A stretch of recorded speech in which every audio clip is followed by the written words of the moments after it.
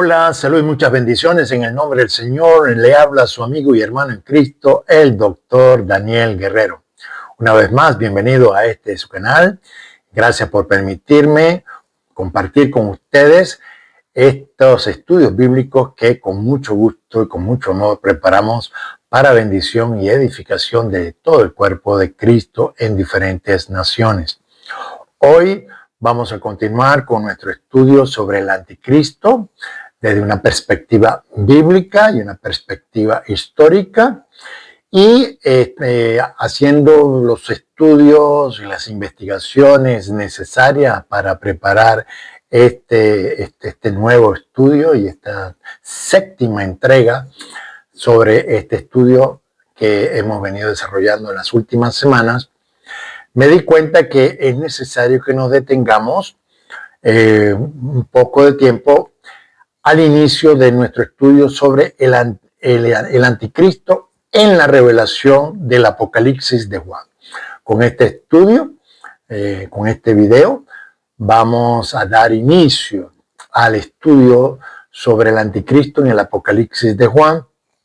Y antes de adentrarnos en el texto bíblico, considero que necesitamos seriamente y con el suficiente tiempo de tocar varios temas sumamente importantes y, como lo hemos dicho en varias oportunidades, porque es un principio de interpretación bíblica, es un principio de lo que se conoce como la hermenéutica, que cada vez que vayamos a estudiar un libro de la Biblia o un texto de la Biblia, necesitamos antes que todo saber cuál fue el contexto histórico en el que fue escrito.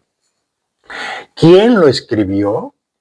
¿A quién les escribió ese libro o esa carta?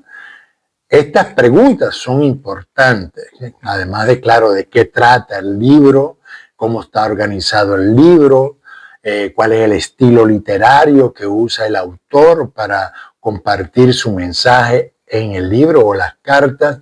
Son preguntas básicas que siempre necesitamos realmente responder antes de adentrarnos en el texto, porque esta información fundamental nos ayuda a poder realmente comenzar a comprender el por qué, el para qué, el cómo se escribe dicho libro. Así que hoy vamos a tocar 4 temas muy importantes, considero, bueno, 5 realmente. El contexto histórico, es decir, vamos a responder la pregunta de dónde y cuándo fue escrito el Apocalipsis de Juan, que algunos lo dan por hecho, pero es bueno meterle lupa a esto, porque si no respondemos bien a esta pregunta, ya por ahí podemos comenzar a tropezar en nuestro proceso de interpretación de este libro, que por demás es, bueno, ha sido abusado a través de la historia de una manera increíble y que personalmente lo hago con mucha humildad. ¿Okay? Segundo, vamos a hablar un poco sobre los estilos literarios en los que fue escrito este libro. Vamos a hablar entonces de las bases que nos permiten nosotros definir en qué fecha fue escrito el libro de Apocalipsis. Aquí usted va a encontrar muchas sorpresas. Y también vamos a hablar tanto de la revelación de Jesucristo, que ese es el gran tema de este libro. El Apocalipsis de Juan literalmente es uno de los pocos libros en la Biblia que uno puede decir, este tiene un título y un tema. Y este tema y este título es la revelación de Jesucristo. ¿Ok? Vamos a tocar este tema de cómo Juan revela a Jesucristo en su libro, en este libro del Apocalipsis. También entonces vamos a hablar una vez más de la revelación del anticristo. ¿Qué sabemos hasta el momento sobre la revelación del anticristo? Y espero y aspiro que con estos temas y estos puntos podamos estar mejor preparados para que en el próximo video podamos entonces adentrarnos en algunos capítulos, no todos, no es un estudio sobre el Apocalipsis de Juan, que si bien si usted quiere, bien pudiéramos hacerlo, ¿verdad? Solamente dígame ahí en los comentarios si usted desea que este servidor pueda dar un estudio completo del libro de Apocalipsis, desde el capítulo 1 hasta el capítulo 22. Y también, una vez más, no se olvide de darle me gusta, compartir este video y también, si no lo ha hecho todavía, suscribirse. Así que vamos a comenzar.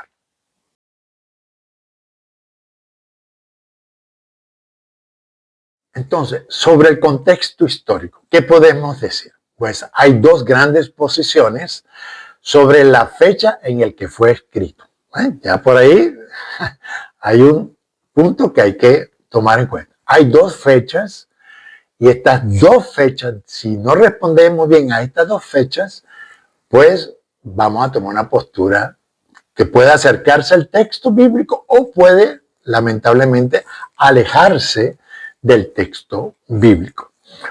El primero, que es poco conocido, es que fue escrito, imagínense, entre el 65 y el 67 después de Cristo. Es decir, durante el tiempo del emperador romano Nerón, quien desató una gran persecución contra judíos y especialmente contra los cristianos. Y eso significa que el Apocalipsis, según esta teoría, fue escrito antes de la destrucción del templo y de Jerusalén. ¿Ven? Y los que abogan por esta teoría dicen técnicamente que el Apocalipsis de Juan ya se cumplió en su totalidad. Entonces, es una posición que en el ámbito teológico lo llaman preterista, ¿okay? Una posición preterista del libro de Apocalipsis, es decir, es un acercamiento completamente histórico sobre el cumplimiento del libro de Apocalipsis, porque ellos consideran que Juan estaba preso en Patmos, sí, porque Juan lo dice claramente ahí en el Apocalipsis, pero bajo el emperador Nerón, ¿okay? Que también, por cierto, ya había apresado al apóstol Pedro y al apóstol Pablo. Entonces, esto significa que el libro de Apocalipsis estaría bastante cercano a las otras cartas del apóstol Pablo. Entonces, tome en cuenta esto. Bien. La segunda posición es que fue escrito entre el 90 y el 95 después de Cristo, en el tiempo del emperador romano Domiciano, quien igualmente ejecutó una gran persecución contra los cristianos. Pero, en este caso, eso significa que el Apocalipsis de Juan fue escrito después de la destrucción del templo y de Jerusalén. Es decir, cuando ya estaba bastante avanzado, un poco más de 30 años, la diáspora de los judíos y la persecución de los cristianos en muchos lugares del imperio romano. Entonces, como se dan cuenta, estas dos posiciones hay que responderlas. ¿Cuál es la correcta? ¿Qué razones, qué fundamentos, qué evidencia tenemos nosotros para llegar a una y llegar a otra? Porque si tomamos la primera, de que el libro del Apocalipsis de Juan fue escrito antes del año 70 después de Cristo, esta posición técnicamente declara que el Apocalipsis de Juan entonces ya se cumplió completamente y que los aspectos futuristas quedan prácticamente anulados. ¿Ok? En cambio, la segunda posición nos habla de que sí, que había situaciones presentes durante el tiempo en que fue escrito el Apocalipsis, pero que también muchos de los eventos tienen una perspectiva, una connotación futurista. De hecho, por cierto, esta posición teológica habla de una posición futurista. La otra es preterista, o sea, histórica, pasada. ¿Ok?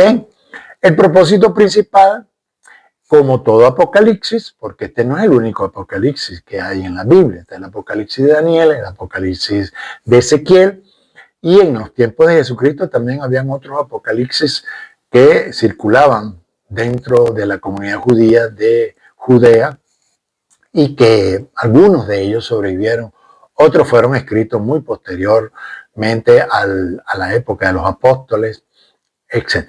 Pero como es en general es un género apocalíptico, el propósito es dar esperanza a la iglesia de Jesucristo que se encontraba bajo fuerte persecución del Imperio Romano. Vamos ahora a definir bajo qué emperador, si fue bajo Nerón o si fue bajo Domiciano, reafirmando que Dios es soberano y todopoderoso para establecer su reino y dominio en todas las naciones. En general, los apocalipsis o el género apocalíptico o apocalíptica tienen ese propósito. ¿Okay? Hablan del conflicto, un conflicto cósmico entre el bien y el mal, entre el reino de las tinieblas y el reino de Dios, y procura darle esperanza a los creyentes, a los santos, de que Dios es soberano y que Él está en control de la historia. ¿Okay? Un resumen breve, muy breve, del libro, pudiéramos dejarlo así, como el Apocalipsis, como lo dice el autor, trata de la revelación de Jesucristo durante el final del Imperio Romano, la cuarta bestia de Daniel. No sé, eso también es un detalle sumamente importante. Estamos hablando del Imperio Romano que, desde la perspectiva de lo que hemos estudiado en el libro de Daniel, que yo le recomiendo que vea el último video, el sexto video, donde allí explicamos perfectamente bien estas últimas bestias y un resumen de las bestias de Daniel y su desarrollo histórico en relación con la manifestación del anticristo. ¿Ok?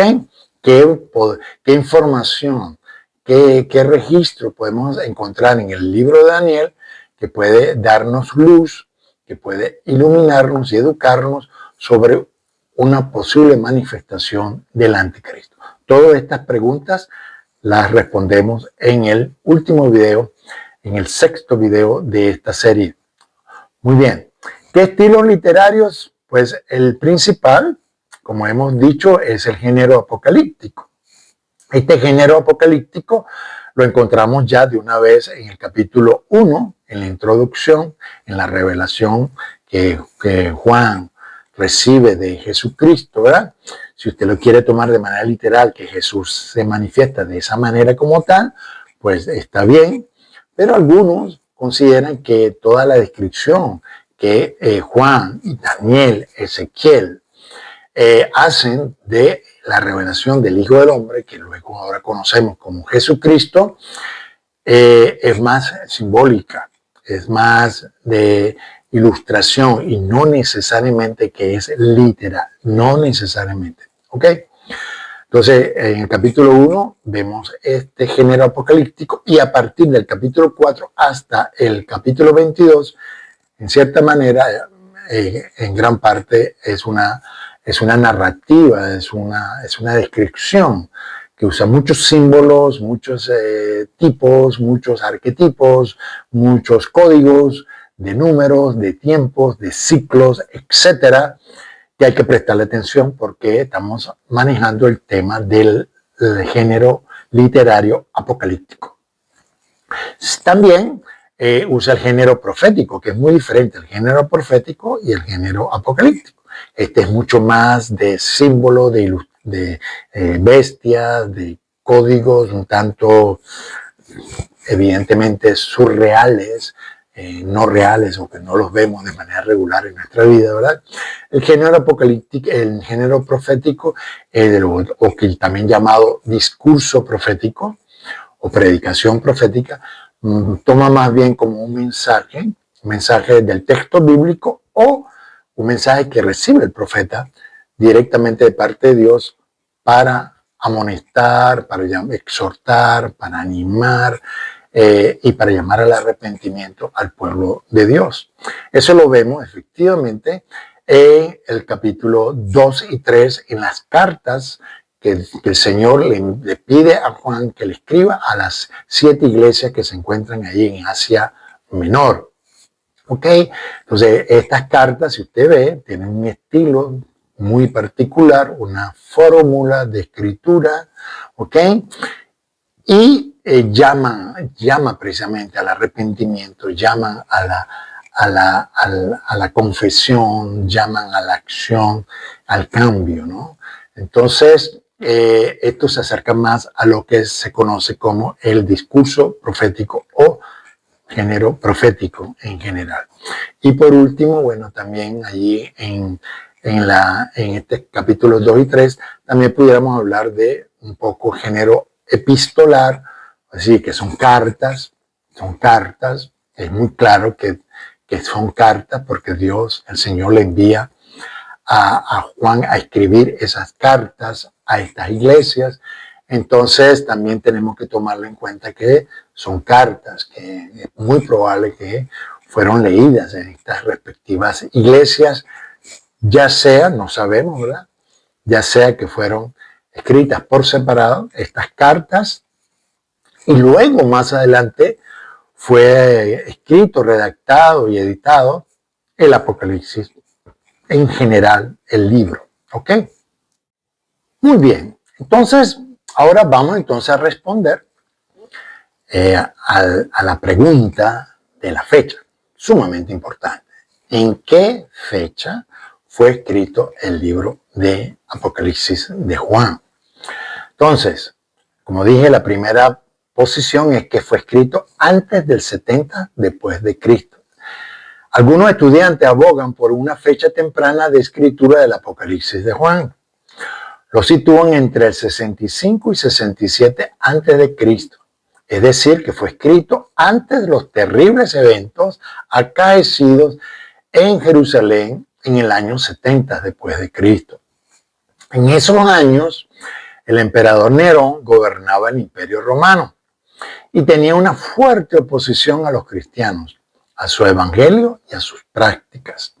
Así que Juan, según esta teoría, escribió este libro para animar a los cristianos de la época y prepararlos para los tiempos del fin del último imperio profetizado por Daniel. Recuerda que para ese momento todavía el Imperio Romano no mostraba señales de que fuera a terminar.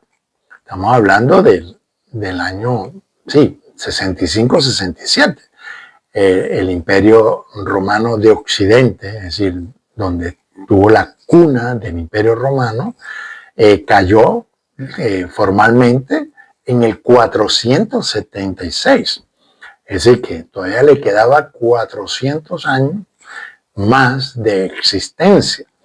Entonces, o sea, esto es bastante temprano con respecto al fin de la caída del último imperio profetizado por el profeta Daniel. La segunda posición también es que otros estudiantes otorgan una fecha más tardía, más tarde, posterior a los eventos del 70 después de Cristo, entre el 90 y 95, cuando gobernaba el emperador Domiciano, quien también desató una fuerte y brutal persecución contra los cristianos. Igual. Por lo tanto, Juan escribió este libro para animar a los cristianos de la época y prepararlos para los tiempos del fin del último imperio y otros eventos futuros. ¿Ves la diferencia? Antes de la segunda venida del Señor y su reino milenial. Es sumamente importante porque también hay que tomar en cuenta esto. En la primera posición, vea la importancia de determinar la fecha del libro de Apocalipsis. Como también sucede con muchos otros libros. Hay muchos otros libros que necesitamos responder a esta pregunta de ¿cuándo fue escrito? ¿A quién fue escrito? ¿Dónde fue escrito? Son preguntas sumamente importantes. Algunos estudiantes de la Biblia van al texto bíblico y no, mire, La Biblia fue escrita en un contexto histórico y esa es la belleza de la fe cristiana. La belleza y la fortaleza de la fe cristiana es que tiene un fundamento histórico, que está lleno, que está sumergido en un contexto cultural que enriquece el mensaje de la Escritura. Entonces, algunos estudiantes de la Biblia van al texto bíblico y ni se percatan ni toman en cuenta este tema del contexto histórico-cultural en que fueron escritos los libros. Entonces, no es lo mismo que escriba Moisés que escriba Juan, no es lo mismo que escriba Juan que escriba David, no es lo mismo que escriba David que escriba Isaías. O sea, son personas diferentes en contextos diferentes. Y hay que respetar eso para respetar al autor y para saber exactamente a quién se les está escribiendo. Entonces, en esta primera posición de que fue escrito antes del 70 después de Cristo, estos estudiantes que abogan por esta tesis o esta teoría, técnicamente muchos, no todos, pero muchos declaran que la venida de Jesucristo ya aconteció. Imagínense. O sea, si aceptamos esta posición, pues tendríamos que responder, si Jesucristo ya vino, entonces, ¿dónde estamos nosotros? ¿Ves? ¿Ves que es una pregunta sumamente importante? Si el Apocalipsis ya sucedió, ya aconteció, entonces, ¿qué nos queda a nosotros? ¿Cuál es nuestra esperanza? ¿Cuál va a ser nuestra reacción? ¿Cuál va a ser nuestra acción? Porque hasta la fecha, ¿verdad? En general, los cristianos estamos esperando que Cristo venga. Pero si esto es verdad, que Apocalipsis de Juan fue escrito antes del 70 después de Cristo, que todas sus profecías y eventos narrados ahí de manera simbólica fue ya ejecutado, incluyendo el milenio, todo ya se cumplió, lo cual incluye entonces la venida de Jesucristo, que ya se cumplió. Entonces tendríamos que entonces respondernos, ¿qué nos puede hablar entonces el Apocalipsis de Juan? ¿Y cuál va a ser nuestra reacción? ¿Cuál va a ser nuestra acción? ¿Ves que es importante este tema? Hay que responder a esta pregunta. Y hoy yo le voy a dar por lo menos mi acercamiento. Y usted tiene que estudiar y determinar su acercamiento. ¿Vale? Entonces, por eso esta segunda teoría o tesis de que fue escrito después del 70 después de Cristo, entonces es diferente porque el libro está para animar a los cristianos de la época, primer siglo, principalmente. Tenemos que meternos que el Apocalipsis de Juan no fue escrito para nosotros en principio. Fue escrito para los cristianos del primer siglo. Y muy particularmente, aquí se ve claramente, de los cristianos del Asia Menor y bajo el Imperio Romano. Entonces, eso hay que tomarlo en cuenta. ¿Y por qué? Porque Juan escribe de cierta manera y que con ciertos códigos, ciertos símbolos, que es muy probable que los cristianos de esa época lo entendían perfectamente. Y nosotros ahora, 21 siglos después, 20 siglos después, tenemos que rascarnos la cabeza para qué es lo que está diciendo. ¿Qué significa esto? ¿Qué quería decir Juan con esto? Y es muy probable que los cristianos del primer siglo, con Juan, Pablo y entre otros, ahí en medio de ellos,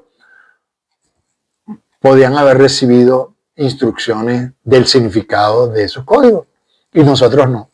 Nosotros no lo tenemos. Nosotros necesitamos depender del estudio bíblico serio, ¿ok?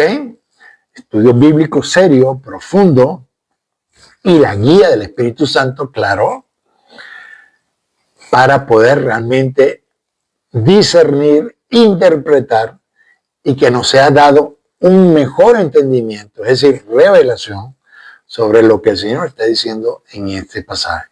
¿Por qué? Porque si nosotros dependemos solamente de nuestra imaginación y de nuestros criterios, porque decimos que el Señor nos lo dijo, pues así ha habido miles que han dado su interpretación del Apocalipsis, dándole una fecha y dándole un cumplimiento o un futuro cumplimiento que a todas luces no ha sucedido. ¿Ok? Y le puedo dar muchos ejemplos, pero no lo voy a hacer por razones de tiempo. Pero usted sabe perfectamente bien, ¿verdad? Que algunos han dicho, y se la pasan en eso todavía. Usted va por YouTube, mire que salió esto, Irán, que entonces Cristo viene ya para el próximo mes. No, que salió aquí entonces Cristo viene para el próximo año.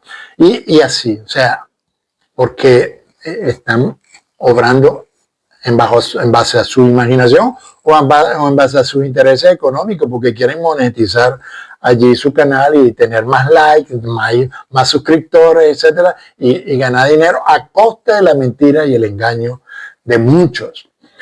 Entonces, el estudio serio de la Biblia, muy pocos cristianos le prestan atención. Muy pocos cristianos. A los cristianos les gusta la sensación, la novela, la intriga, el misterio, ¡guau! Pero el estudio bíblico sistemático, tomando y respetando la Escritura, muy pocos cristianos le prestan atención. ¿Ok? Lamentablemente. Pero, bueno, habemos estudiantes de la Escritura que asumimos nuestra responsabilidad de estudiar las Escrituras como debe ser y respetar al autor, respetar a los oyentes y a respetar la palabra de Dios como la palabra de Dios y no como un cuento de camino que uno lo usa como uno quiere. Entonces, y más en estos tiempos de mentira, engaño, de manipulación, necesitamos realmente dejar que la palabra nos hable y nos guíe. Entonces, aquí vemos claramente en esta segunda posición, entonces, que es para animar, prepararlo, sí, para los tiempos del fin del último imperio, ¿okay? Porque en algún momento iba a terminar el imperio. Daniel así lo profetiza. Y ellos esperaban eso. Pero también otros eventos futuros antes de la segunda venida del Señor y su reino milenio. Es decir, que esta segunda posición, espera una segunda venida del Señor futura y la inauguración o el establecimiento del reino de Dios también a nivel futuro. Algunos deciden si va a ser realmente 1000 años o esos 1000 años representan un tiempo que no necesariamente es específico. Hasta en eso, de eso lo vamos a ver también hoy. Así que yo les dije que este estudio va a estar bastante cargadito con muchas sorpresas. Vamos a estudiar también el tema, porque ese es otro dilema, el dilema del milenio. ¿Cuándo sucedió o va a suceder el milenio? ¿Ok? Entonces, en base a estas dos, nuestro acercamiento va a ser bastante relevante. Aquí yo les anuncio que mi acercamiento es el segundo. ¿Ok? Personalmente creo que el libro fue escrito después del año 70 después de Cristo. Y les voy a dar entonces las razones, entre muchas, lamentablemente por causa del tiempo y espacio acá en la presentación, que ustedes pueden verla aquí. No puedo dar muchas, pero puedo dar algunas, ¿ok? Y parto de que tanto el Apocalipsis de Daniel y el de Ezequiel, que igual Daniel y Ezequiel tienen una parte que es profética, histórica, otra parte es apocalíptica. Ezequiel también usa mucho el discurso profético, pero también hay partes en Ezequiel que entran dentro de lo que serían las características del género apocalíptico. Entonces, tanto Daniel y Ezequiel, los apocalipsis que tenemos en la Biblia, en el Antiguo Testamento de Daniel y Ezequiel, fueron escritos después de una diáspora y bajo persecución. Es un detalle sumamente importante. Que los apocalipsis de la Biblia, los que encontramos en la Biblia de Daniel y Ezequiel, tenemos evidencia de que fueron escritos durante el tiempo después de la diáspora, especialmente de la destrucción del primer templo por los babilonios.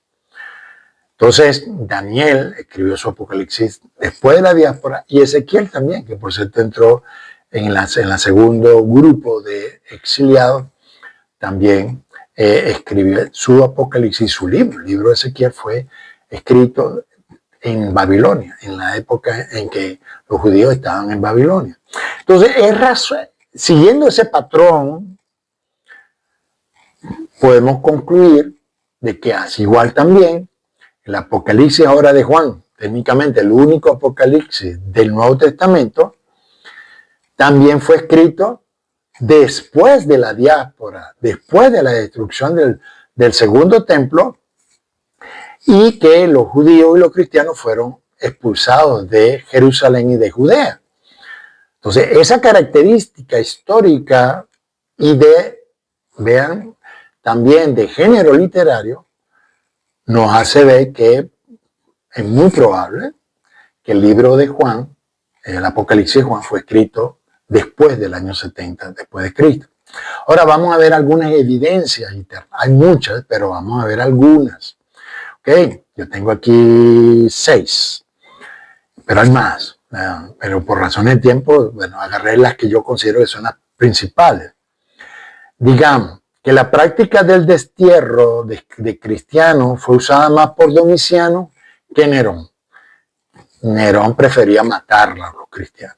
O sea, Nerón usó diferentes métodos y técnicas para matar y, bueno, subyugar de manera cruel a los cristianos. Los quemaba como postes, los ponía en el circo romano o el anfiteatro para que fueran matados por los gladiadores o comidos por animales, fueron ejecutados, en fin. Nerón en ese sentido fue bastante cruel, rudo con los cristianos. Pero Domiciano, claro que sí había muertos, pero prefería más bien desterrar a los cristianos, exiliarlos, enviarlos a trabajos forzosos, etcétera, y no tanto a asesinarlos. Claro que sí lo hizo, claro que sí, hubo muchos casos que sí lo hizo, pero no tanto como Nerón. Okay, fíjense, Nerón, bajo el imperio de Nerón, fue muerto Pedro y también fue muerto Pablo. En cambio, bajo Domiciano, Juan fue desterrado a la isla de Patmos. ¿Ok? Si hubiera sido Nerón, también lo hubiera matado. La condición de las 7 iglesias en Asia Menor, que vemos en el Apocalipsis, en capítulo 2 y capítulo 3, muestran un deterioro no visto en otras cartas apostólicas. ¿Okay? Entonces tenemos las cartas de Colosenses, de Éfeso, de Filipenses, a los Filipenses, etcétera, que el contenido de las cartas del apóstol Pablo, que es muy contemporánea, la primera carta del apóstol Pablo a los tesalonicenses fue escrita, como lo hemos visto ya en videos anteriores, entre el 50 y 52. Las otras cartas a los romanos, Éfeso, fue posterior, ya precisamente entre los 60 y 65. Entonces, los estudiantes de la escritura no nos explicamos cómo que Juan aborda ciertos problemas en estas iglesias que el apóstol Juan no aborda. Por ejemplo, vamos a ver un caso. El problema de la iglesia en Éfeso son muy diferentes a los que Pablo trata en su epístola a los Efesios. A los Efesios, Pablo más bien felicita a la iglesia de Éfeso, les anima por su denuedo. Pablo dedicó años de estar allí en Éfeso, es decir, tomó literalmente la ciudad de Éfeso y la iglesia allí en Éfeso como su cuartel principal, misionero. Entonces, la iglesia de Éfeso fue apostólicamente muy bien fundamentada, muy bien digamos, edificada en la Escritura y por la enseñanza apostólica. Pero entonces Juan narra de que la iglesia se estaba alejando de su primer amor, etcétera, se está deslizando de la fe. Entonces, algunos hablan precisamente por eso de que el estado de la iglesia de Éfeso en Apocalipsis es posterior a la situación a la que Pablo se dirigió, precisamente ahí entre la década de los 60. Y la de Juan fue en la década de los 90, 30 años después. Y precisamente entonces hablan de que estas iglesias de Asia Menor a las que Juan se dirige ya son iglesias con cristianos de segunda y tercera generación que se estaban deslizándose en la fe y en su amor, en su compromiso con el Señor, con el Evangelio. Entonces, eso también es un detalle muy importante, ¿ok?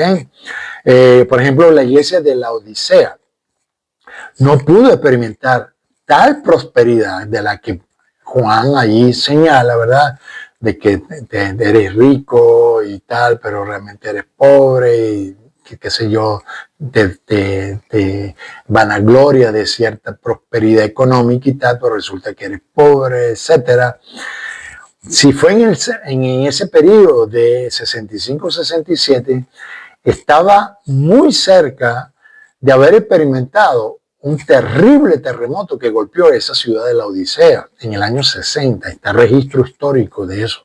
Hay un registro histórico de que hubo un terremoto que sacudió terriblemente la ciudad de la Odisea, que la dejó pues en un estado de destrucción terrible, que le tomó años restaurar, recuperarse, etcétera.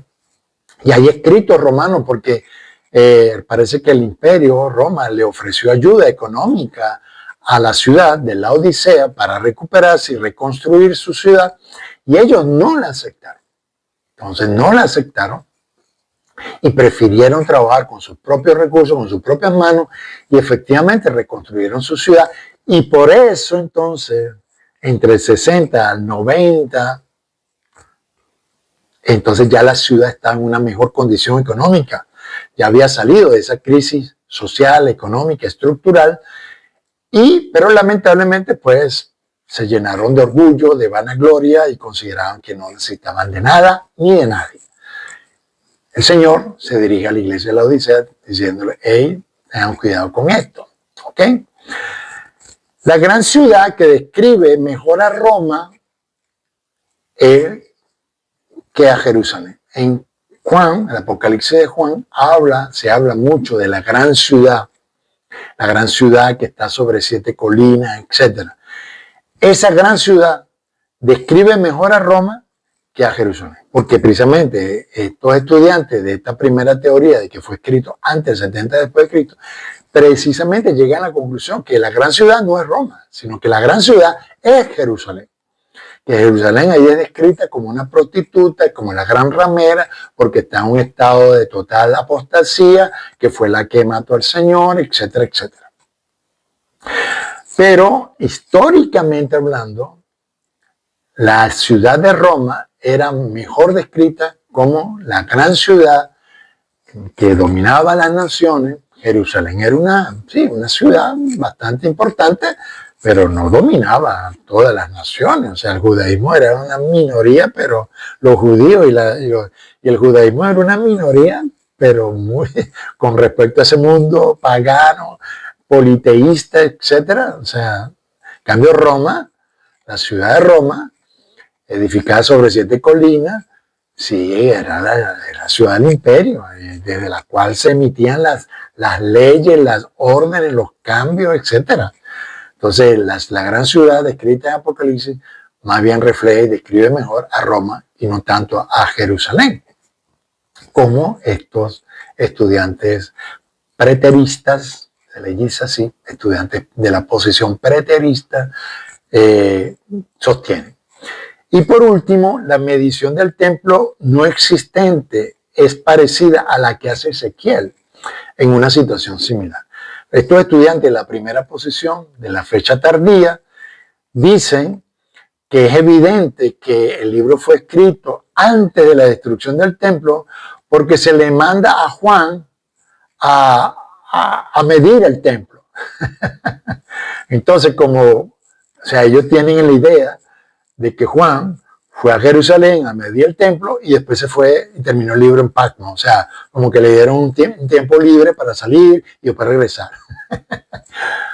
Y no fue así. O sea, evidentemente es una visión. Es una visión que el apóstol Juan recibió del templo, que muy probablemente ya para ese tiempo estaba destruido, había sido saqueado, etcétera. Quizás existía, pero en ruinas. En cambio, lo vemos también la misma situación en el Apocalipsis de Ezequiel. A Ezequiel también se le manda a medir, a tomar las medidas del templo. ¿Dónde estaba Ezequiel? ¿Ezequiel se fue para Jerusalén a tomar las medidas del templo? No. Ezequiel estaba en Babilonia. Era esclavo, estaba allí bajo el imperio babilónico y no le dieron permiso para que fuera a medir la ciudad el templo en Jerusalén. Evidentemente también fue una visión que él recibió en la que el Señor le dice que tome las medidas, lo cual efectivamente Ezequiel lo hace, al igual que lo hace el apóstol Juan. Entonces esa idea de que como Juan midió el templo, es porque el templo todavía está en pie, entonces no tiene asidero histórico y no tiene asidero práctico. O sea, en qué momento Juan salió de Patmos para irse a Jerusalén a medir el templo, porque Juan dice claramente que está en Patmos, que Juan no estaba en Jerusalén, estaba en la isla de Patmos, estaba desterrado, o sea, estaba preso. Entonces, ¿en qué momento Juan, a menos que le haya mandado a mire, dame el favor y mírame ahí, me lo trae para seguir escribiendo? O sea, no se ve eso en el libro, no tiene lógica, ¿no? Entonces, hay otros más. Hay evidentemente pasajes que nos hablan de eventos futuros que todavía no habían sucedido y que por lo tanto el libro de Apocalipsis evidentemente sí narra algunos eventos futuros, de los cuales vamos a hablar en el próximo video. Así que si hasta el momento le ha gustado toda esta información que le hemos estado compartiendo, repito, no se vaya sin darle me gusta, ¿ok? Y comparta esta información para sus hermanos, amigos, familiares, que también aprendan sobre las Sagradas Escrituras. Pero también hay una evidencia externa sumamente importante, y es que la mayoría de los padres, hay lo que llaman padres de la iglesia, es decir, los padres de la iglesia, además de los apóstoles, los padres, lo que se llaman los padres de la iglesia, fueron por lo regular discípulos de los apóstoles. ¿Ok? Entonces, son por lo regular primera o segunda generación de discípulos de primera mano de los apóstoles. Así como tenemos en Pablo un Timoteo, en Silas tenemos a un Juan Marco, etc. Así también hubo otros discípulos muy cercanos a los apóstoles que escribieron. Ellos escribieron sus enseñanzas y su acercamiento, sus anécdotas. Y algunos de estos padres, hay muchos más, otra vez por razones de tiempo no los coloco aquí todos, pero algunos se los voy a decir aquí. Está Hegesippus, está Ireneo, está Eusebio, entre otros. Pero especialmente citan los estudiantes que abogamos por esta segunda posición tardía del Apocalipsis, es Ireneo. Ireneo hizo un comentario en el año alrededor de 180 después de Cristo, que dice que el libro de Apocalipsis fue escrito después de los hechos acaecidos en Jerusalén después del año 70 después de Cristo. Entonces Ireneo, Eusebio, entre otros padres de la iglesia, algunos posteriores del siglo 400, 500, etcétera, hacen referencia de que el libro realmente que fue escrito por Juan, que algunos ponen en duda eso, que fue escrito por Juan, y que fue escrito en una fecha tardía, posterior al año 70 después de Cristo. Entonces, dicho esto, aquí comparto con ustedes esta lámina que he preparado para este momento, donde vemos pues que según la primera posición, el Apocalipsis de Juan estaría escrito durante la época de Nerón, allí antes del 70 después de Cristo. Aquí usted puede ver también esta imagen. Esta imagen es un cuadro que ilustra un poco cómo pudo haber sido la destrucción del templo. Aunque la Biblia y la historia certifican que efectivamente el templo fue completamente destruido, y tal como el Señor Jesucristo nos dijo, nos profetizó, no dejarían piedra sobre piedra, y así efectivamente sucedió. Entonces, eso por un lado. Entonces, al Apocalipsis de Juan, según esa primera posición, habría sido escrita durante el emperador Nerón. Usted puede ver allí que el apóstol Pablo escribió, estando en Corinto, escribió el libro de Tesalónica entre el 50 y el 52. Los otros libros fueron posteriores a esa fecha. El primer libro del apóstol Pablo fue Primera de Tesalonicenses. Entonces, y estaba en Corinto cuando lo hizo. Y cuando se destruyó el templo y se cumplió la palabra profética del Señor, que encontramos en Mateo 24 y también en Lucas 21, sucedió bajo el emperador Vespasiano.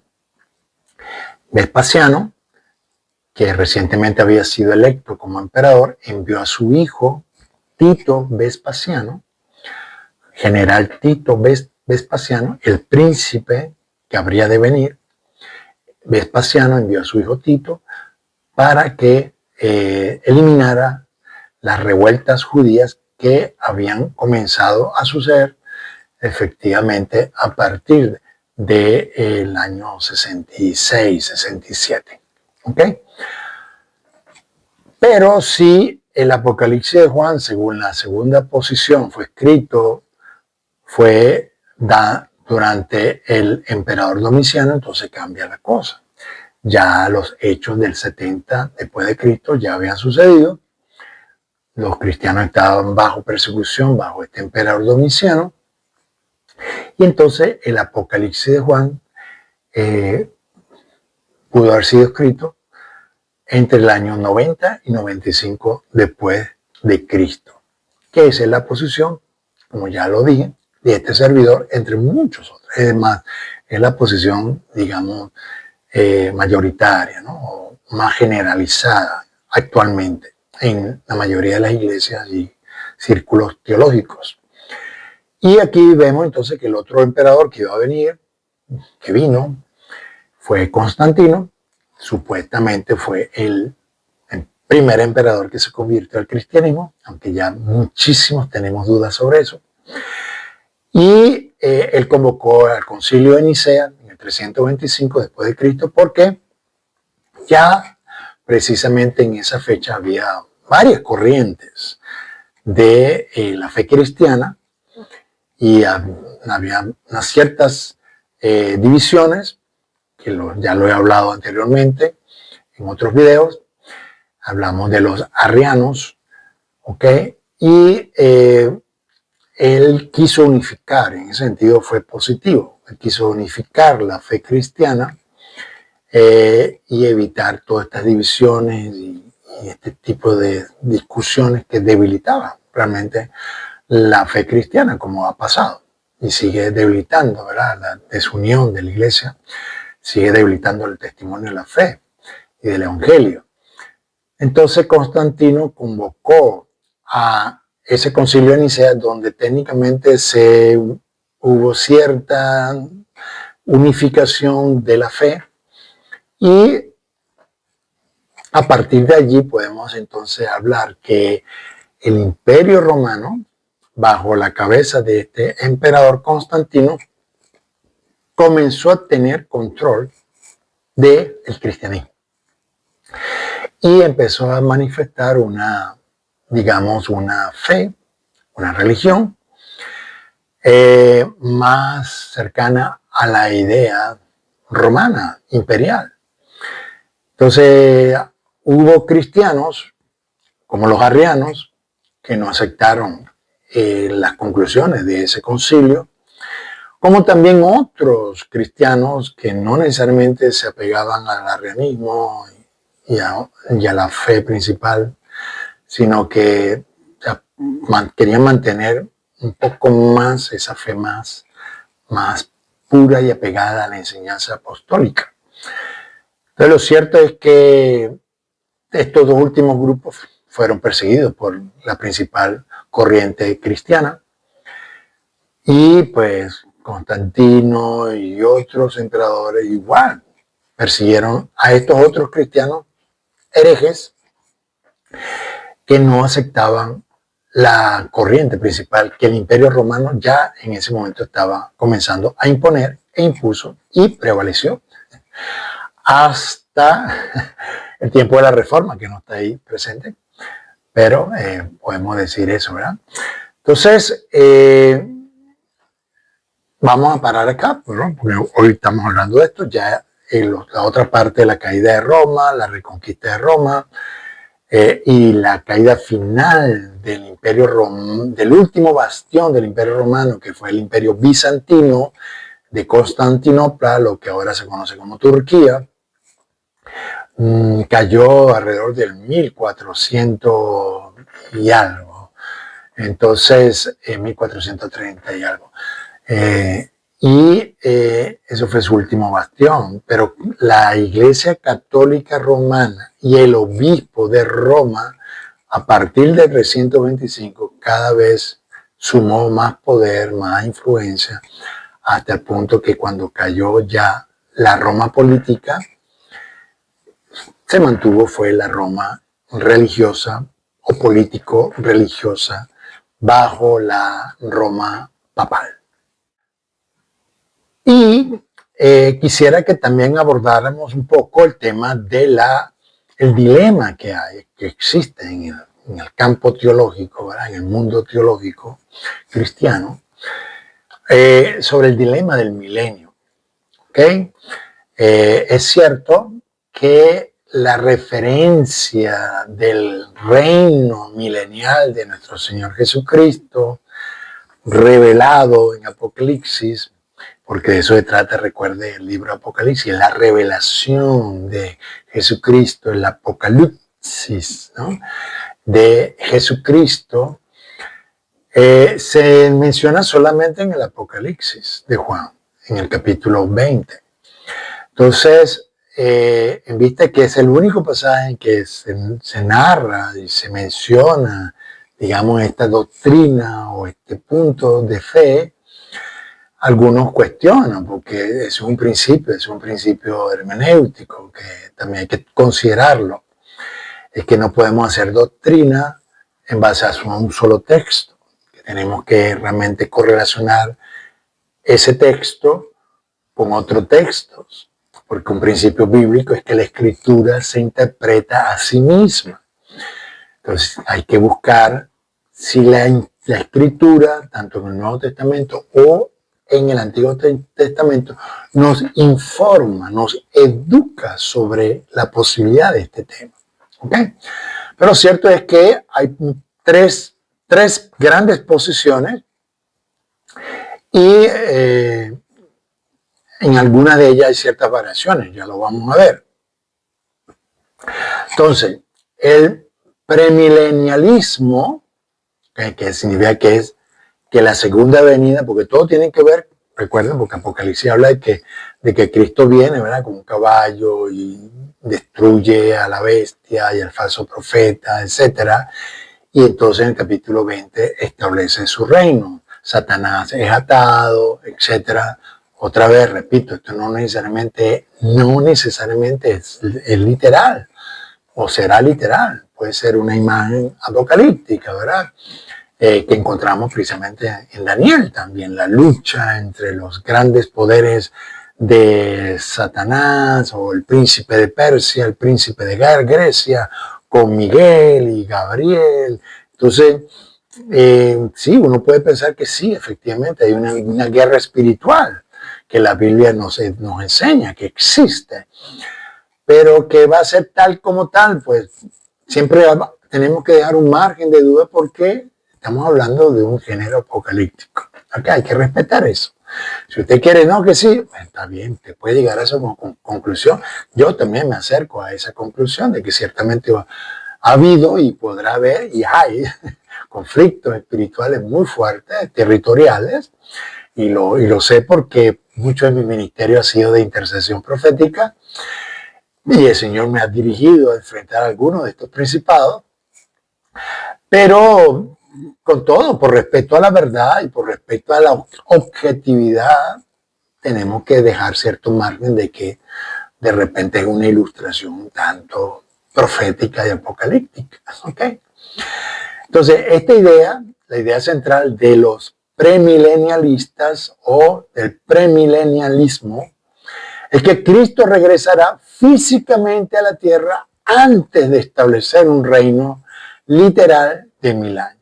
Es decir, esta posición, digamos, es la que la mayoría de los cristianos, incluyéndome a mí mismo, sostenemos, que primero vamos a ver la segunda venida de Cristo, y entonces cuando veamos y seamos raptados y Jesucristo venga para derrotar a sus enemigos y ponerlos como estrado bajo sus pies, después de esos eventos, Él va a establecer un reino, que el Apocalipsis dice que es un reino milenial. Yo, repito, se lo he dicho otras veces, ¿verdad? Yo sí estoy abierto a que pudiera ser un reino milenial porque la Biblia habla de los años de 1000 años, etcétera, y un día, etcétera. Ya eso también lo hablamos en el último webinar que estuvimos hablando sobre el tiempo de Dios, y usted lo puede conseguir. Yo lo voy a dar de todas maneras aquí el enlace para que si usted está interesado de estudiar con nosotros esta posición, pues también lo haga. Yo estoy abierto a esa posibilidad, pero también repito, también dejo un margen de duda, porque otra vez es un único pasaje y estamos tocando un género apocalíptico. Entonces, sí puede ser que se trate de un tiempo largo, porque también el número mil o milenio o millares, no necesariamente que son mil millares, sino que es una expresión bíblica literaria para indicar que son grandes cantidades. Entonces, cuando habla de que había millares de millares, es que es algo incontable. Y entonces un reino milenial de Jesucristo puede ser 1000 años, pero también puede ser un reino muy amplio, largo en el tiempo, y que solo Él sabe cuándo va a terminar. Entonces, pero personalmente yo soy de esta posición también. Hay variantes dentro de esta posición premilenialista.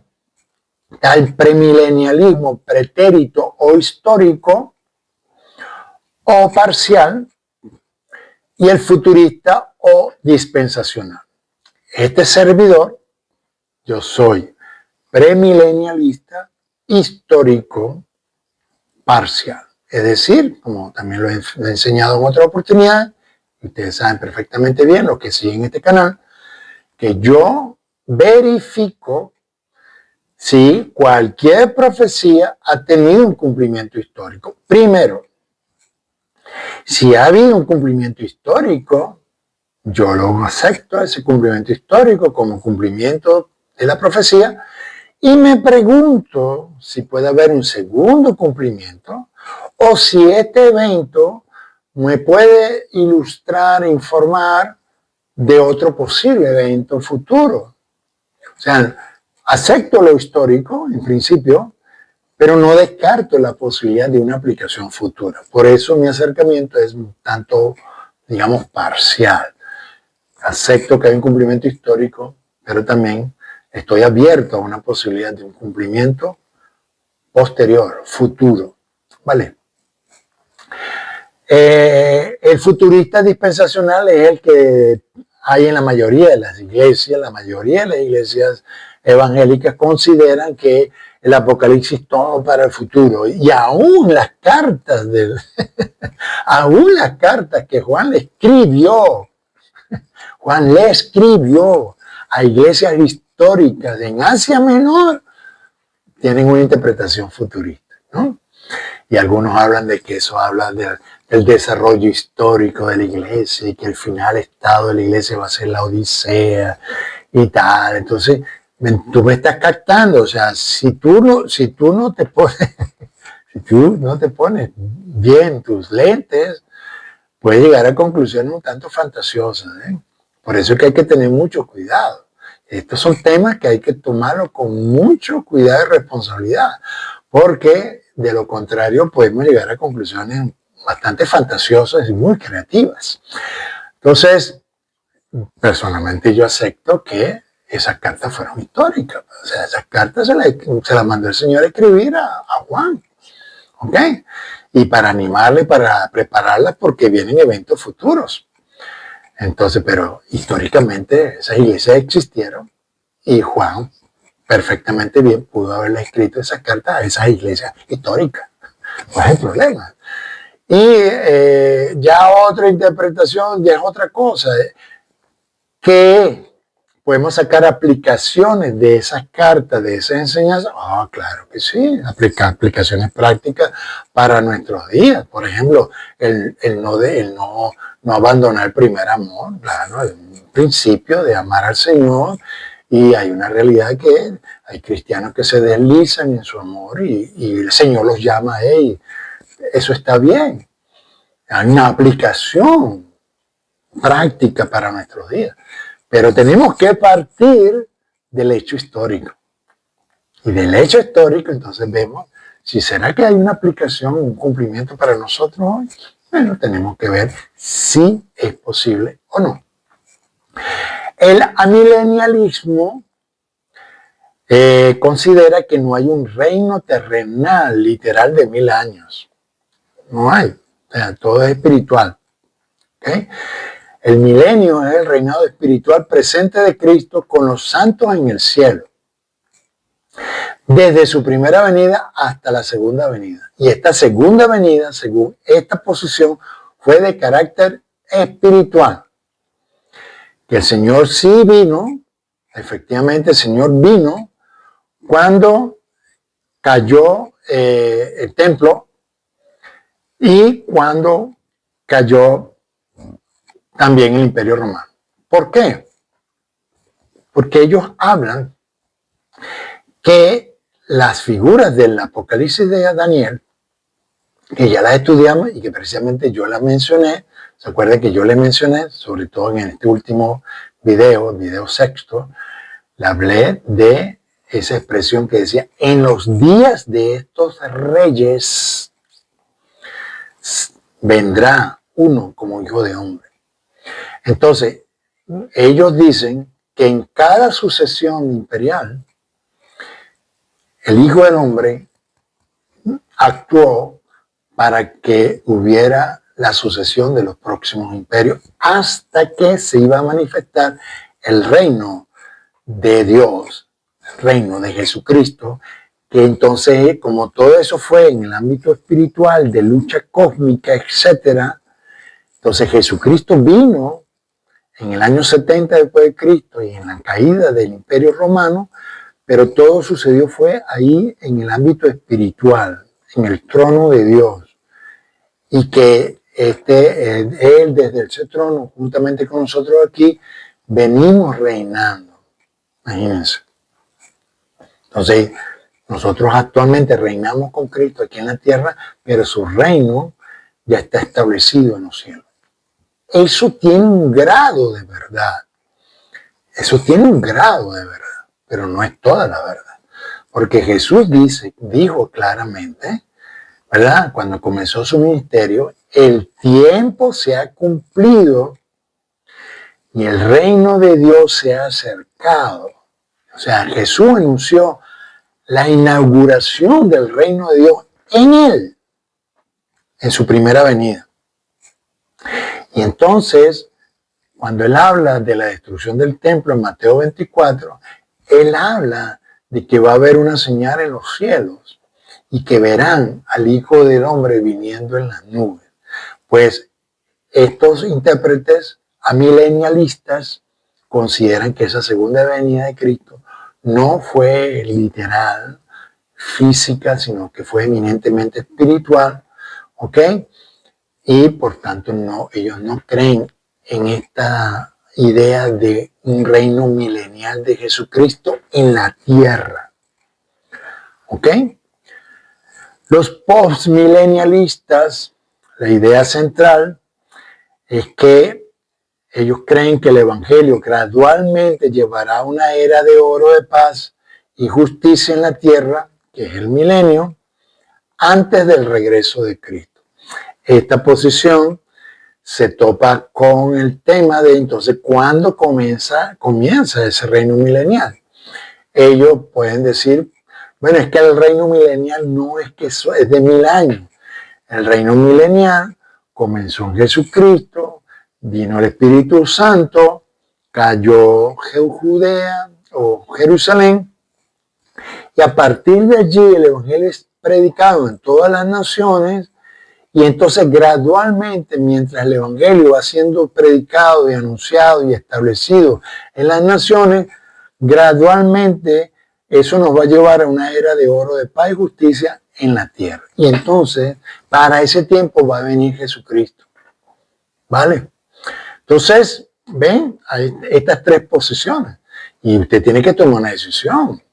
Personalmente, yo, como ya le dije, soy premilenialista, pero no futurista totalmente. Yo soy premilenialista, pero histórico cuando hay que ser histórico y futurista cuando considero que cabe o es necesario ser futurista. O sea, yo no tomo el Apocalipsis y no, eso es todo para el futuro. No, hay que ver cuánto del Apocalipsis de Juan ya se ha cumplido y cuánto no se ha cumplido. De eso vamos a hablar en el próximo video. Ya vamos a entrar al texto del Apocalipsis y vamos a responder a estas preguntas. Son muy importantes, ¿verdad? Entonces, aquí usted tendrá que tomar una decisión. Dígame en su comentario cuál posición usted considera que es más apropiada para usted en vista ya después de esta breve explicación. Todas estas posiciones tienen sus razonamientos, tienen sus bases, tienen sus evidencias y usted hace bien en investigar si usted así quiere. Ya yo he hecho mi parte, yo lo comparto aquí de manera resumida y les digo honestamente que yo soy premilenialista, pero histórico parcial, no histórico total, histórico parcial. ¿Vale? Ahora quiero compartir con ustedes un tema que me apasiona, me gusta muchísimo y es como o sea, volver a estudiar Apocalipsis ya y exponerme otra vez a la Escritura y dejar que el Espíritu Santo también me hable. O sea, ha sido una experiencia bellísima que yo le recomiendo que usted lo haga. El libro de Apocalipsis es precioso. El libro de Apocalipsis habla de la revelación de Jesucristo.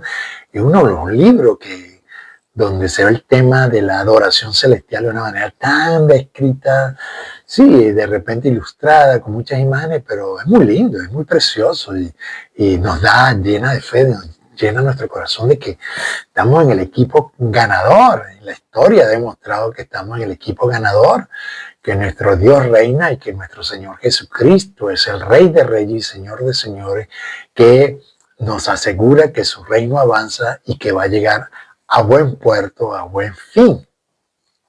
Pero en la revelación del Apocalipsis de Juan, encontramos algunos detalles bien interesantes que lamentablemente por causa del tiempo no puedo ir más detalles, ¿no? Pero, por ejemplo, en el Apocalipsis de Daniel y en el Apocalipsis de Ezequiel también, se habla mucho del Hijo del Hombre, el Hijo del Hombre revelado en ese momento de manera misteriosa y tal, no se sabe quién es, y aún a Daniel y a Ezequiel se les llama Hijo del Hombre, a ellos mismos como siervos, profetas, ¿no?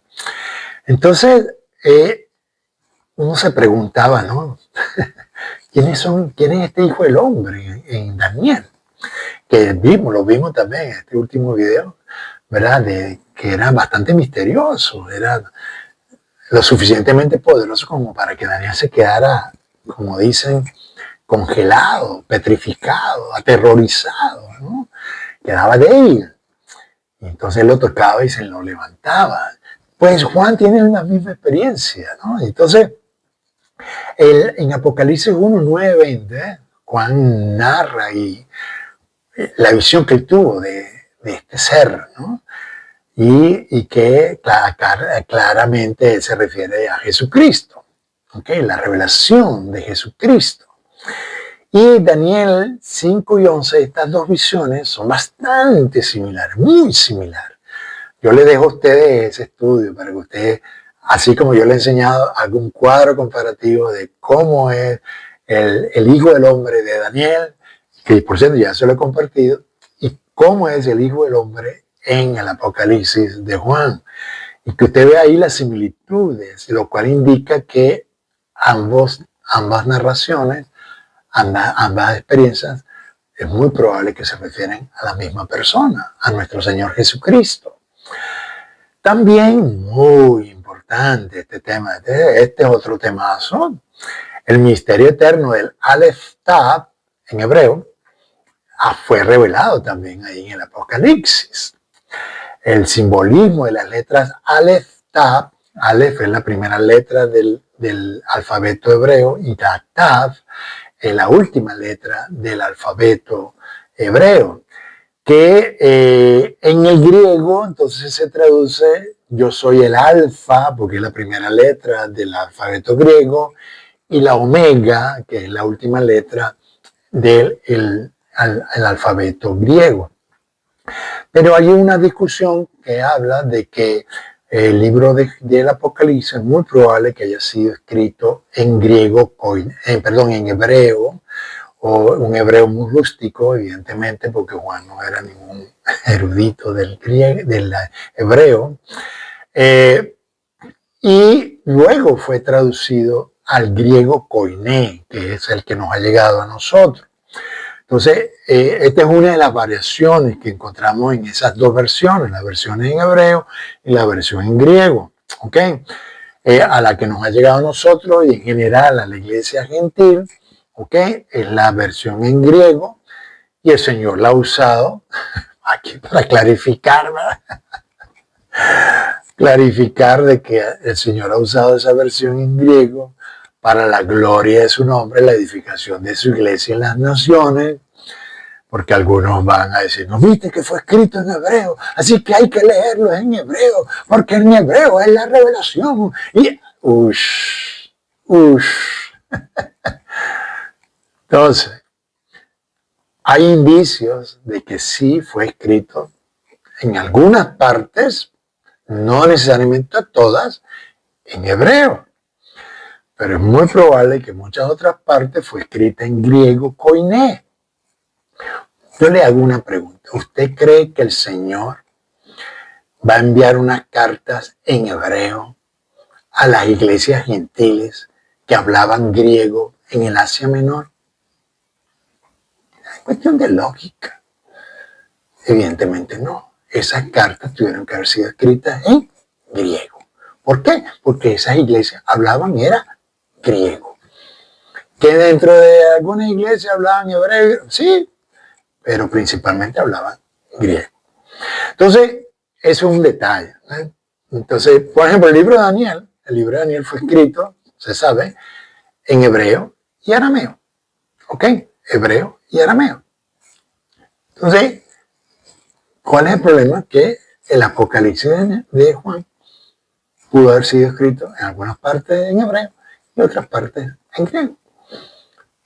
¿Cuál es el problema? Entonces, ninguna versión es más inspirada que otra. Dios es capaz, es suficientemente poderoso y misericordioso para usar esto para la gloria de su nombre. Aquí les doy un detalle para aquellos que todavía yo sí, primero el hebreo. Mire, señor, ¿usted sabe con qué Biblia usaban los cristianos del Nuevo Testamento? La Biblia del Antiguo Testamento que usaban los cristianos en el Nuevo Testamento no era en hebreo, ¿ok? Así que quítese ese chichón, esa cucaracha en la cabeza, que todo era hebreo, ¿no? La mayoría de los cristianos, y sobre todo los apóstoles, eso está comprobado por evidencia escrita. El Antiguo Testamento usado por los cristianos, especialmente apóstoles, entre otros maestros, del Antiguo Testamento no era en hebreo, era en griego. Es la versión del Antiguo Testamento traducida al griego. Y como ya estaba en griego, entonces le era más fácil a los apóstoles, maestros del Nuevo Testamento o la iglesia primitiva usar el Antiguo Testamento en griego. Así que esa idea de que no, que es en hebreo, tiene que ser en hebreo, eso es religiosidad pura carne. ¿Ok? Aquí otra vez, hay que ir a la historia, llamado, hay que ir a la historia. ¿Qué nos dice la historia? Entonces la historia nos dice que la versión del Antiguo Testamento, que en su mayoría de los casos fue usada por la iglesia primitiva, fue lo que se llama la Biblia Septuaginta. La Septuaginta porque precisamente, y fue Alexander el Grande, quien mandó en Alejandría a reunir a un grupo de 72 ancianos eruditos del hebreo y conocedores del hebreo a que tradujeran el Antiguo Testamento del hebreo al griego. Y el griego que usaron era una mezcla de griego clásico con un griego koiné, muy fácil de leer. Entonces, esa traducción que se llama Septuaginta, porque significa la traducción de los 70 ancianos que trabajaron para esa traducción, fue la que sobrevivió y fue usada por los cristianos de los primeros 3 siglos mínimo. Entonces, es probable que el Apocalipsis haya sido escrito entre los dos, sí, porciones. Pero lo cierto es que este tema del Aleph Taf, el Alfa y Omega, fue revelado ahí en Apocalipsis. Y eso ya apunta a algo bien gordo, bien fuerte, que hacemos bien en estudiarlo. ¿Ok? Y este principio, encontramos el principio de este Aleph Taf en Génesis y en otros escritos del Antiguo Testamento, que se aplican a Jesucristo en el Apocalipsis de Juan, como el cumplimiento de la ley y los profetas, porque la Aleph Taf tiene que ver como que el Aleph habla del Dios del pacto, el principio, la cabeza del pacto, de la ley, y la Taf habla de la marca, de la cruz, con la que Dios sella a sus escogidos para que le amen, le crean y le sirvan. Entonces, esto es sumamente importante tomarlo en cuenta. También la revelación del trono del Señor. O sea, en Apocalipsis de Juan tenemos varios momentos en que se hace un despliegue, literalmente se descorre la cortina, que es lo que significa Apocalipsis, ¿no?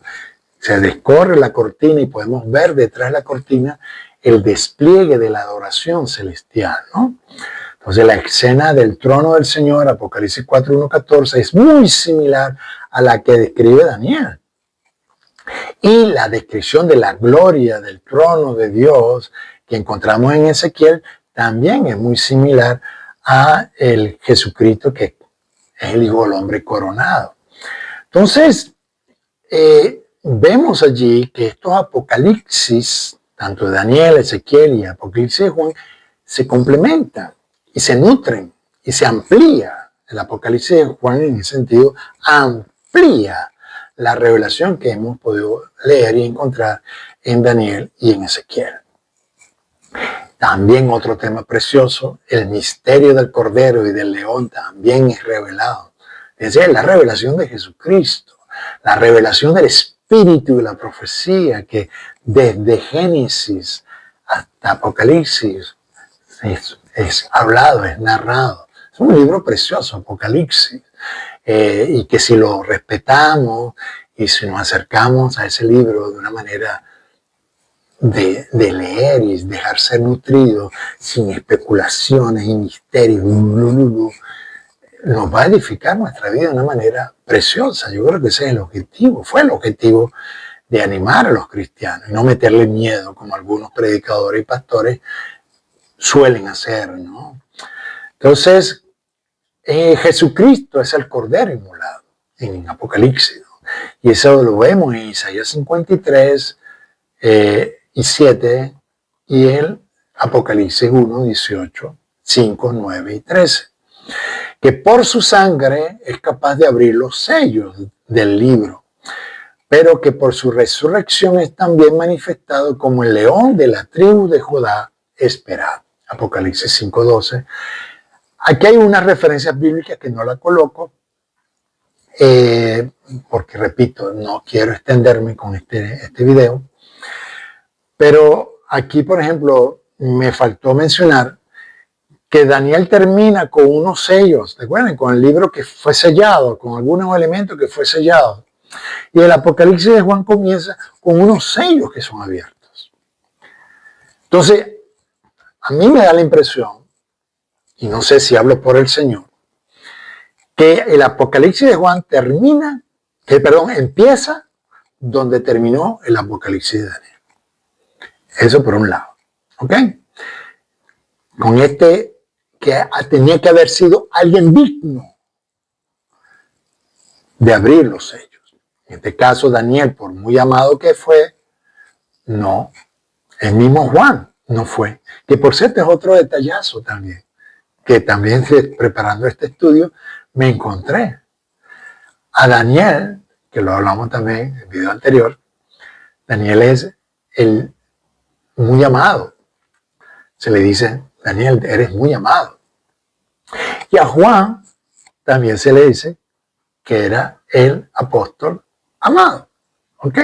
Entonces, vean el detalle de estos dos autores que para escribir estos apocalipsis fueron muy amados. Fueron amados a tal punto que recibieron semejante revelación para el pueblo de Dios. Pero ninguno de los dos era digno de abrir los sellos. Había uno solo que era digno. Nuestro Señor Jesucristo, el Cordero de Dios. Entonces Juan hasta llora. Wow, pero ¿qué pasó? Yo quiero. Y entonces uno le dice, mira, aquí está el león de Judá, el león de la tribu de Judá, que es digno de abrir los sellos. Y cuando él voltea no ve un león, sino ve un cordero. Entonces aquí se revela ese misterio entre el cordero y el león. Los judíos esperaban el león de la tribu de Judá, pero quien vino fue el cordero. ¿Ok? Y eso nos pasa al último punto. No el único. Hay muchos temas más de la revelación de Jesucristo, pero repito, con esto yo creo que les estimulo a ustedes al estudio y a ir a Apocalipsis a alimentarse de la palabra de Dios. Aquí también Jesucristo es revelado como el siervo sufriente y el rey eterno. Ese misterio que encontramos en Isaías principalmente. Isaías quien más habla precisamente del siervo sufriente y del rey y su reino eterno. Y nacerá, un niño nos es dado y su nombre será Emmanuel y su reino es un reino eterno. En Isaías están los dos, pero en Apocalipsis entonces también Juan nos dice que efectivamente los dos están unificados en Jesucristo. Jesucristo es el Cordero inmolado, el siervo sufriente, y Jesucristo también es el león de la tribu de Judá, el Rey eterno, que era necesario que se manifestara. Entonces, estos dos personajes misteriosos revelados en Isaías 9, 6, 7, 42, 1, 9, 53, 2, 12, que es clásico, el 61, 1, 13, convergen en Jesucristo. Jesucristo, como dice el Apocalipsis de Juan, es el espíritu de la profecía. Y como el Señor le dijo a sus discípulos, era necesario que se cumpliera todo lo escrito en la ley y los profetas. Jesucristo es el cumplimiento de la ley y los profetas. ¿Ok? Entonces, esto es un detallazo que yo quisiera desarrollarlo mucho más, pero por causa del tiempo no lo podemos hacer. Pero otra vez, dígame si usted ve también en Apocalipsis otros detalles sobre la revelación de Jesucristo que usted considera, wow, esto también hay que tomarlo en cuenta. Cómo Jesucristo es manifestado, es revelado. ¿Ok? Entonces, ahí plantéalo, ¿no? Ahí se ve también Jesucristo montado en un caballo, como un guerrero, ¿no? Como el Señor de los ejércitos. Ok, en fin, ustedes díganme ahí en los comentarios qué otro tema usted ve de la revelación de Jesucristo. O, otra vez también, si está interesado que profundicemos más este detalle de la revelación de Jesucristo. Esto yo me puse a estudiar una madrugada y eso fue boom, boom, boom, boom, boom. Tengo yo no sé cuántos temas de la revelación de Jesucristo impresionante, que lo tengo allí como para un futuro libro. Vale. Por último, quiero dejar aquí como para que quede como un anticipo para el próximo estudio. Aquí la característica del anticristo. Se lo voy a dejar aquí para que usted lo lea, ¿verdad? Y que recuerde qué es lo que el Nuevo Testamento nos habla del anticristo. De Juan, el apóstol Juan, en sus cartas, y el apóstol Pablo también en su segunda carta a los tesalonicenses. Entonces, ¿cuál es la característica del anticristo? ¿Okay? Y vimos claramente que es una persona que es muy probable que tenga un trasfondo cristiano, pero que se apartó y que fue apóstata y se salió de la comunidad de fe. Muy bien, al punto que termina siendo un hijo de perdición.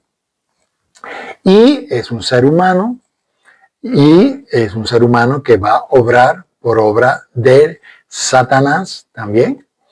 Así que aquí les dejo esto para que usted lo repase, aquellos que ya lo han visto, y para aquellos que no lo han visto, pues sepa que estos detalles, estas características van a ser sumamente importantes para el próximo estudio que vamos a hacer de Apocalipsis.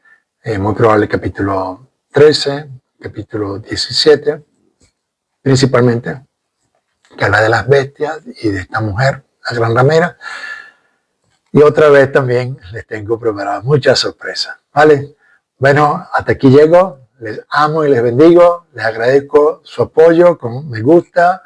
Y otra vez, si no lo ha hecho, no se vaya sin suscribirse y darle el botón de las campanitas para recibir notificaciones de los próximos videos. Chao, hasta luego.